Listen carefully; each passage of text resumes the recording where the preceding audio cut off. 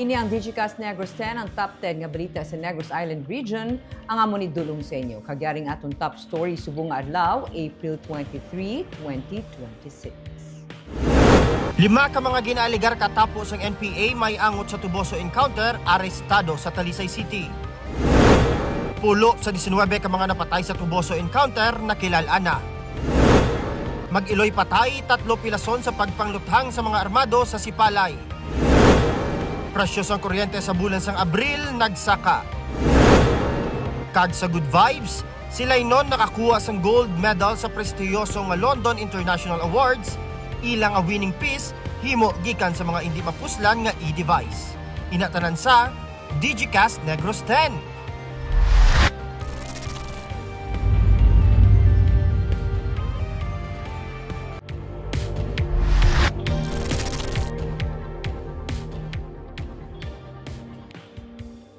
Sa number 10, ginpalawig pagid sa isa ka semana ang pagbaligya sa mga ornamental plants sa Panaan. Sunod kay Office of the Provincial Agriculturist Officer in Charge, Dina Henzola. Natapos naman ang Panaan sa Negros Festival, pero gintugutan nga mag-extend tubtub sa April 26 ang mga Ornamental Farmers Association of Negros Occidental nga makabaligya. Yara sila sa gihapon malapit sa pool sang Panaan Park. Ini sila mga ornamental kag flower growers nga ginahatagan man sang assistance sang probinsya. Sila nagahaylo sa mga luyag sa tanom nga magpadulong lamang sa panaad. Tuyo man sini nga mahandaan ang liwat nga pag-reactivate sang cut flower industry sang probinsya.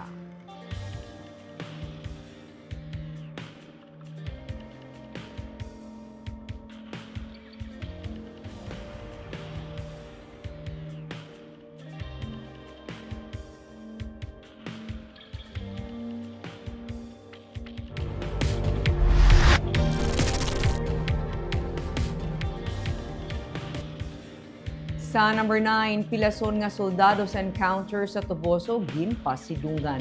Ginatagan ni Major General Michael Samson, ang commander sang 3rd Infantry Division ng Philippine Army, sang Wounded Personnel Medal ang katapos ng 79th IB nga soldado nga napilasan sa makaengkwentro nila na bilin nga puwersa sang NPA sa Toboso, Negros Occidental. Ang soldado nakaangkon sang pilas sa duanya ka mga butkon bangod sang idusang bala kag sa subong yara na siya sa estable nga kondisyon kag nagapaayo sa ospital. 19 ka mga ginaalagar katapos ang NPA ang napatay sa among encounter. Yara man si Brigadier General Ted Dumusmog, pamuno sang 303rd Infantry Brigade sang Philippine Army.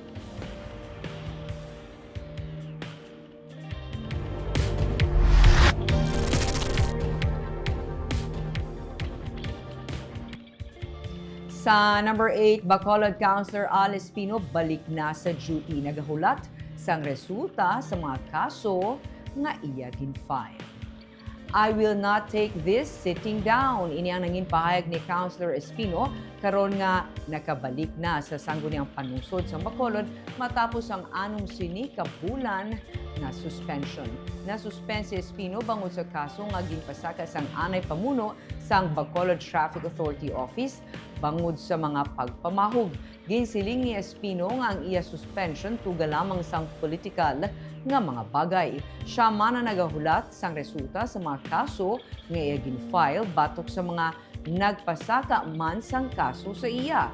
Kahapon nga adlaw nagtambong na ang konsehal sa weekly session sang SP. Sunod sa iya, ginapaday ng mga ordinansa nga iya ginaduso antes pa siya masuspend. Isa diri ang pagpabaskog sang primary education ilabi na sa mga daycare centers. Si Espino ang pamuno sang Committee on Education sa SP. Sunod sa iya, kinahanglan hatagan sa dako nga pagtamod kag bulig ang daycare center sa syudad bangod isa ini sa mga ginakulang sang resources.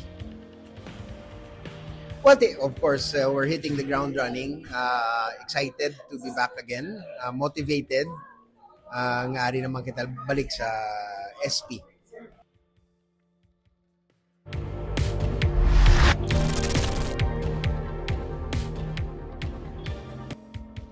Sa number 7, Negros Occidental Provincial Tourism Officer ang gin-reassign.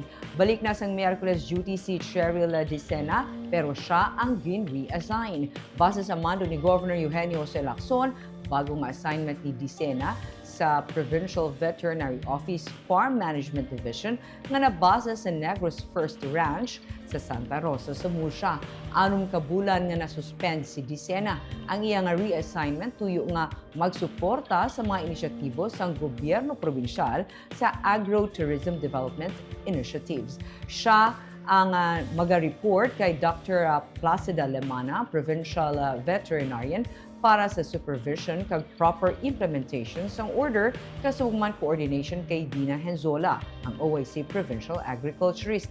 Suno kay Dicena, kundiin man siya iga-assign, bukas siya. Magapabili naman nga OIC Provincial Tourism Officer si Raymond Bayot, suno kay Provincial Administrator Ray Franco Diaz.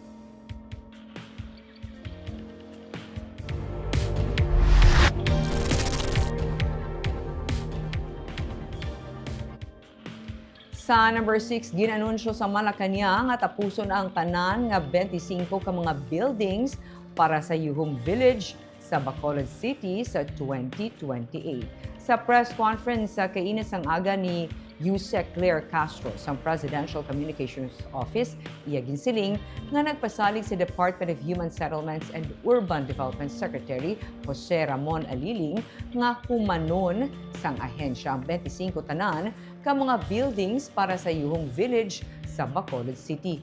Dugang pa niya, padaan ang construction sa buildings para sa pambansang pabahay para sa Filipino program ni Presidente Ferdinand Marcos Jr. Sa karon may 4 ka building na nga nahuman nga nakahatag sa puluyan para sa 130 ka mga pamilya. Tapuson ang tanan ng mga buildings sa 2028 base sa statement ni Aliling. May mga bag-ohon lang sa proseso sa paghuman sini. Yung proposed 25 buildings sa master plan ng Asenso Yuhum ay target pa rin na ituloy.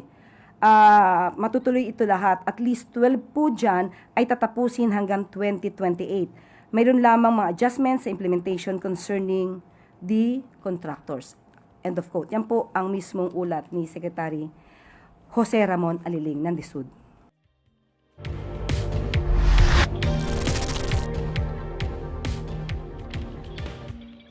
Sa number 5, pag-usisa sa mga warehouse sa Bacolod City, ginamando sang syudad. Matapos nga mantukiban ang isa ka warehouse sa Barangay Alhis nga may linibo ka mga karton sa sinako nga raw materials sa pag-obra sa mga peke nga sigarilyo, kinahatagan na sa karon sa Bacolod City Permits and License Office. Sa nga dako nga pagtamod ang pag-usisa sa mga warehouse sa syudad. Ginsiling ni Mayor Greg Sataya nga padayon na nga nagalibot ang BPLO agud usisaon kung may mga permit gid man ang mga warehouse nga nahangtang sa Bacolod. Inibangod na tukiban man sa syudad nga ang warehouse nga may mga unod sa materyales sa pag-obra sang peke nga sigarilyo ang wala sang permit to operate. Suno sa alkalde, nakilala na nila ang tag-iya sang mga warehouse apang wala pa ini ginhingadlan sa publiko bangod nagapadayon pa ang investigasyon. May permit ang kumpanya apang wala nadala sa ila permit nga may gina-operate sila nga warehouse sa Barangay Alihis. Sandig sa investigasyon sa syudad, ang among nga warehouse ang ginpatukod sa tuig 2022 tubtub 2024. Palain pa sa karon ang pagpangusisa sang syudad kung kumpleto ang dokumento sang among nga kumpanya. Or businesses ay dalom sa niya company, and one of that amuning mga warehouse, no. So ginapat-check ko kung specifically ang ining warehouse na dala kung wala.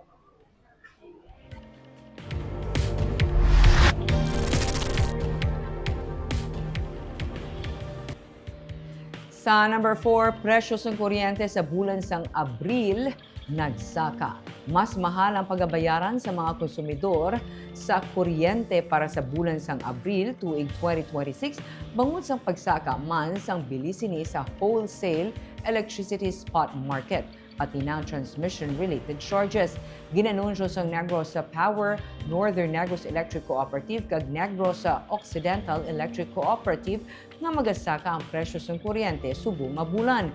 Yara sa 12 pesos and 24 centavos per kilowatt hour ang residential rate sa Negros Power. Samtang 13 pesos and 21 centavos naman per kilowatt hour ang Nuseco, kag 14 pesos and 40 centavos ang Nuneco. Sunod sa mga electric cooperative, ang upward trend ang isa sa mga ginapaabot ng epekto sa nagapadayon kag nagalala nga tensyon sa Middle East.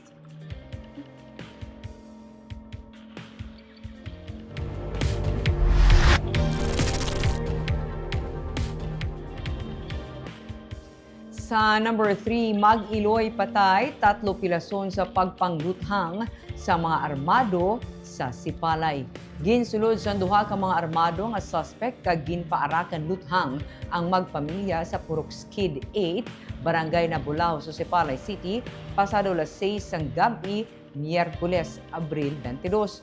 Patay si alias Jonah, 27 anyos, kag iya 3 anyos nga bata na si alias Ariela. Samtang pilason ang isa pagid ka bata ni Jonah nga si alias Honey, 9 anyos, kaga iya lola nga si alias Benigna, 62 anyos. Sa mabatian sang minero nga si alias Remy, 46 anyos, ang linugpanay, nagdali-dali siya kadto sa balay nila ni Jonah, kag siya ang gintiro man sang mga suspect. Nalagyo ang mga suspect sakay sa motorsiklo.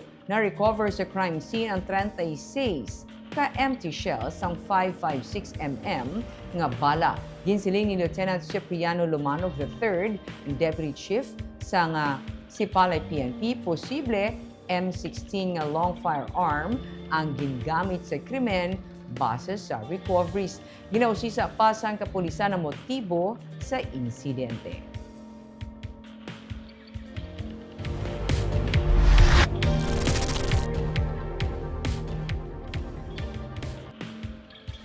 Sa number 2, napulo sa 19 ka mga napatay sa encounter sa Toboso sang Domingo ang nakilalaan na. Pila naman ka mga grupo ang nagapanawagan sang hustisya.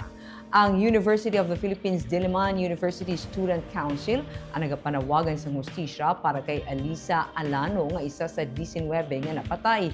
Siyang counselor sa UP Diliman Student Council kag presidente sang League of Filipino Students UP Diliman. Sa April 23 nga post nila, nagkasaad ng student leader, researcher, aktivista kag isa ka organizer si Alisa. Yara siya sa Toboso para matun-an ang sitwasyon sa apektado nga komunidad sunod sa post. Isa man sa 19 nga napatay si RJ Nicole Lidesma nga isa ka writer kag editor sang paghimutad Negros Island Alternative Media.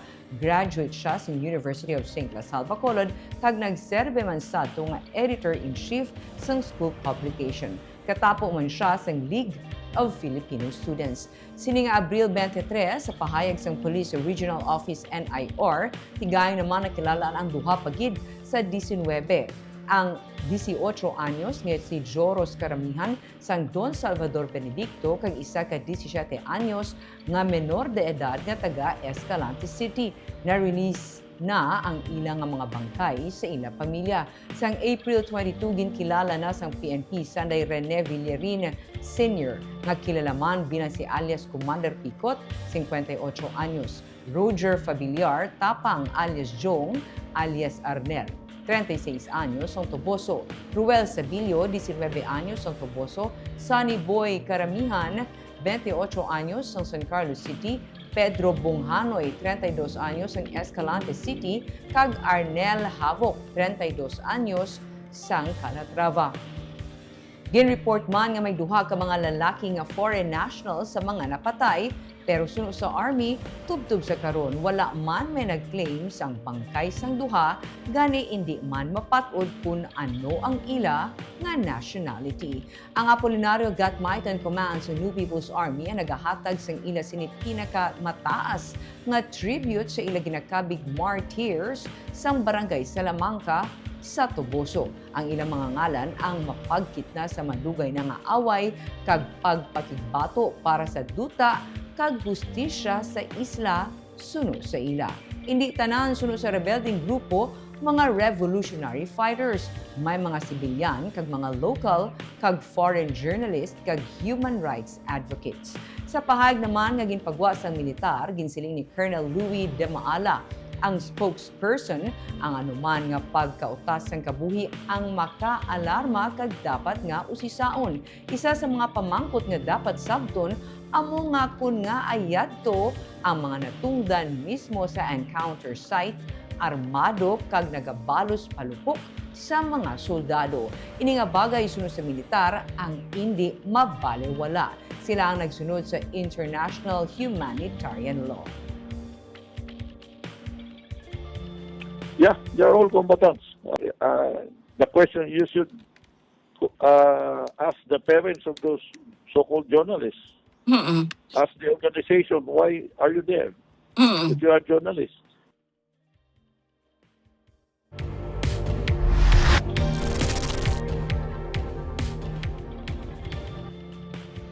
Kag sa number 1, 5 ka mga ginaalagar katapos ang NPA may angot sa Toboso encounter arestado sa Talisay City sang kagabi. Duha sa ila ginaalagar mga squad leader.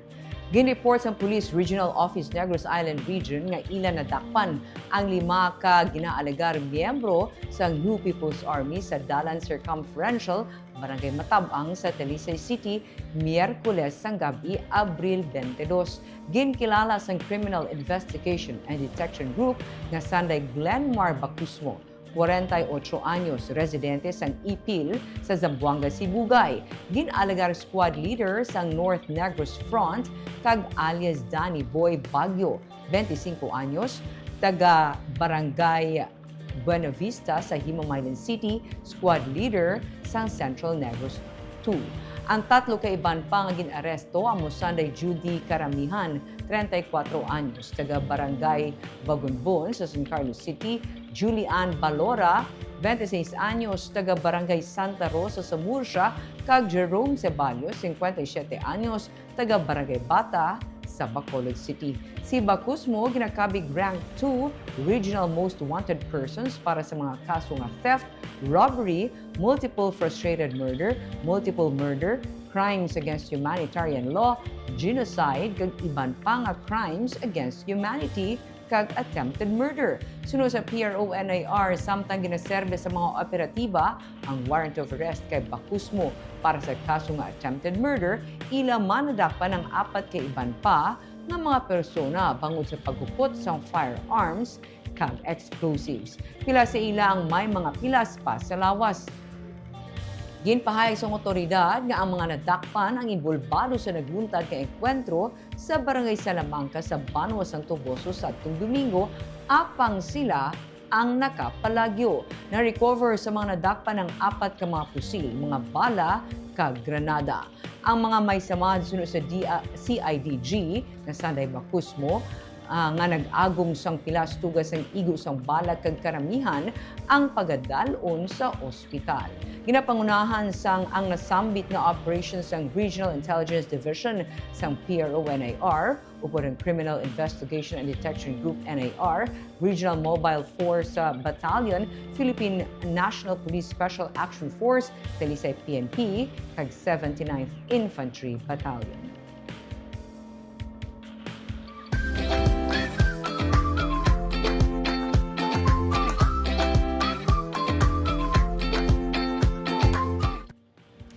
Sa Good Vibes, isa ka sila na nakakuha sang gold medal sa prestihiyoso nga London International Awards. Ang iyang winning piece himo gikan sa mga hindi na mapuslan nga electronic device. Yaring report ni Richard Caballero. Gamit ang mga gintipo nila nga mga e-waste o kun mga daan nga electronic devices, nagdihon sang isa ka obra maestra ang mag-abyan nga si Arta Nipes kag Geno Catalbas Uhoy.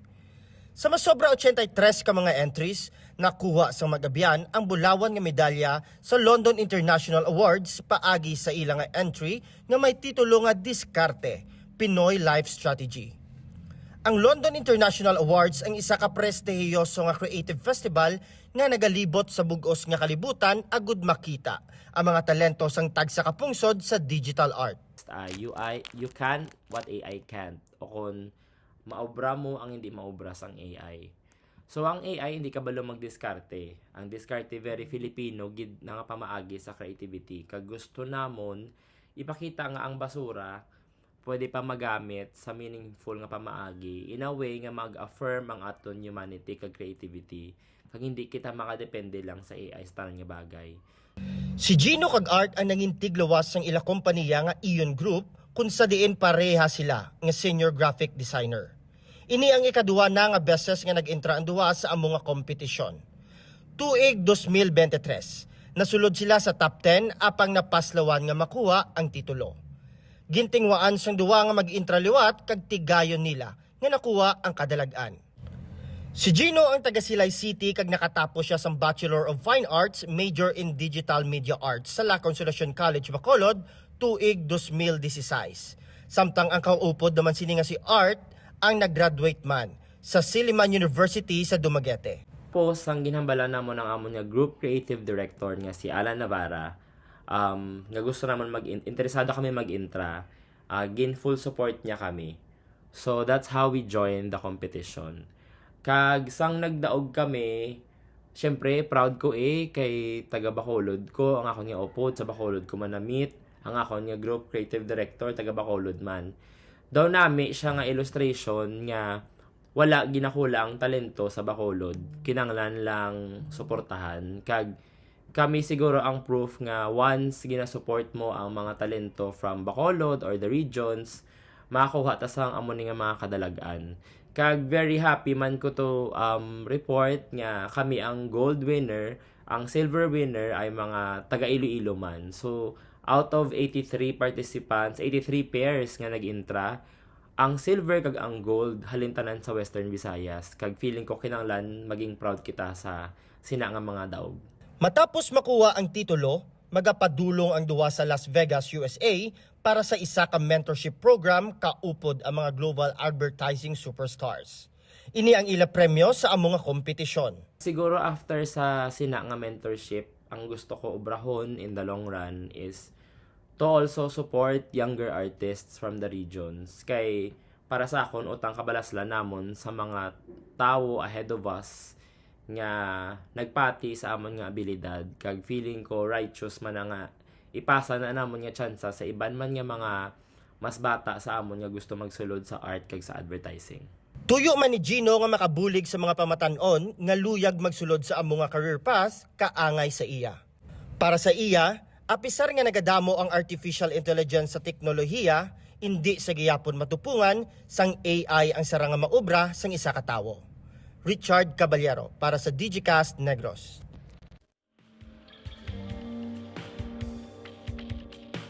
Kag kitang naga-shoutout sa ating mga live viewers kay Nieke Aniled Balye. Good afternoon, Digicast watching from Kabankalan. Kay Marie Tiffany Hover, good afternoon, Iloilo City. Gloria Bantige, good afternoon, Digicast NIR. Kag Ma'am Barbara Mijares watching from Pulo Pandan. Mirna Garrido Clavel, good PM Digicast Negros, watching from Payao. Marvi Sepriano Aquino, good afternoon, Digicast Negros. Good afternoon, Ma'am Barbara, watching from Silay City. John Randolph O. Rubin, good afternoon, Digicast Negros. Liwat si Nieke Aniled Balye, good evening, Tamyaw ko Family Eliab. Kagamiyad to ang top 10 stories of the day. Tubwas. Ako si Barbara Mijares. Maayong gabi.